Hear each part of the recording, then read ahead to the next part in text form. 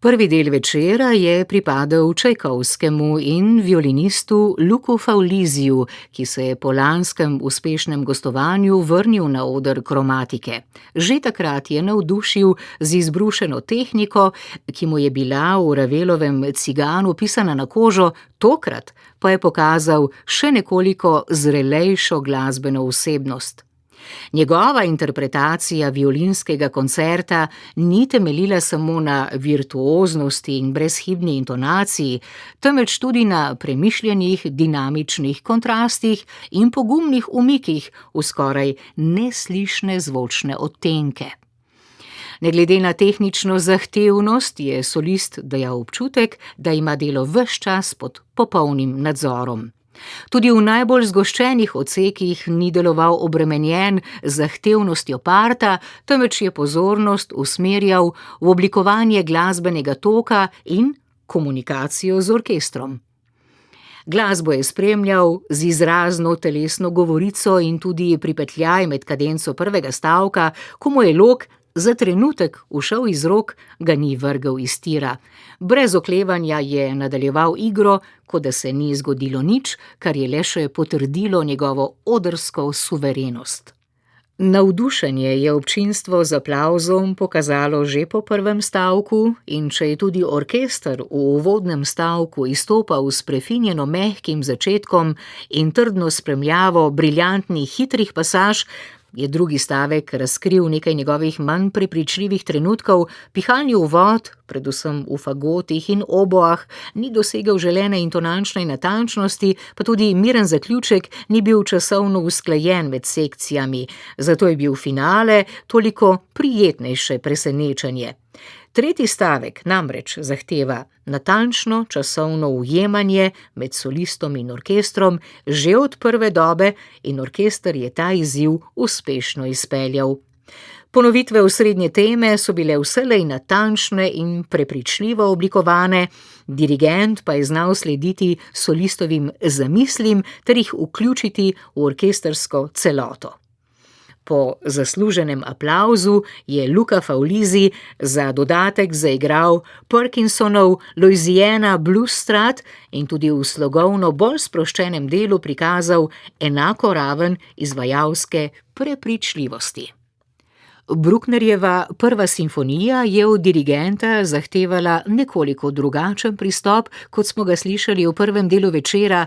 Če je pri Čajkovskem Davorin Mori sledil solistovim zamislim in skrbel za prožno komunikacijo z orkestrom, je simfonija zahtevala odločnejše vodenje skoraj celotno 50-minutno partituro. Toda dirigent je že v intervjuju pred koncertom poudaril svoje načelo enakovrednega odnosa do glasbenikov v orkestru in to se je odražalo tudi v izvedbi.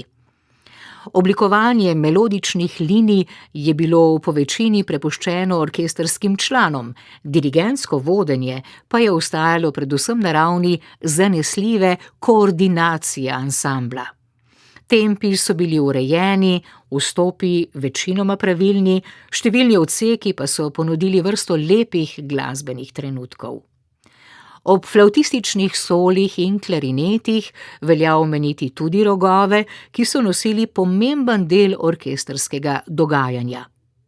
Brucknerjeva mojstrsko zasnovana simfonična arhitektura je tudi brez večjih dirigentovih interpretativnih posegov ohranila prepričljivost.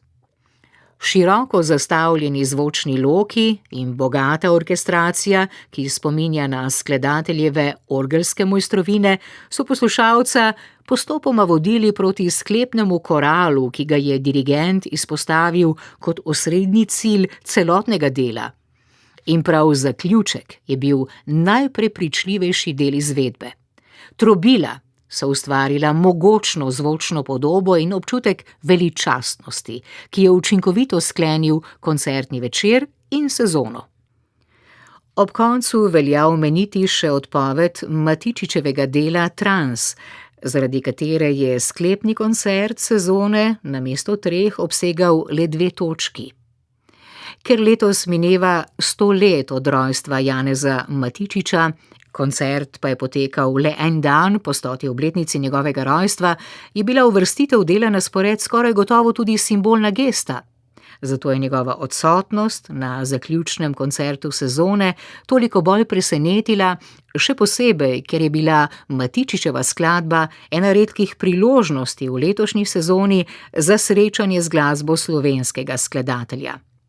Koncertni list je kot razlog navedel objektivne okoliščine, a vendar bi si takšna sprememba zaslužila nekoliko podrobnejše pojasnilo. S tem se je končala še ena sezona Kromatike, ki je ponudila nekaj izjemnih glasbenih doživetij in nadejamo se jih tudi v prihodnje. 6 koncerti bo naslednja sezona sicer občutno krajša, kar pa ni nujno slaba novica.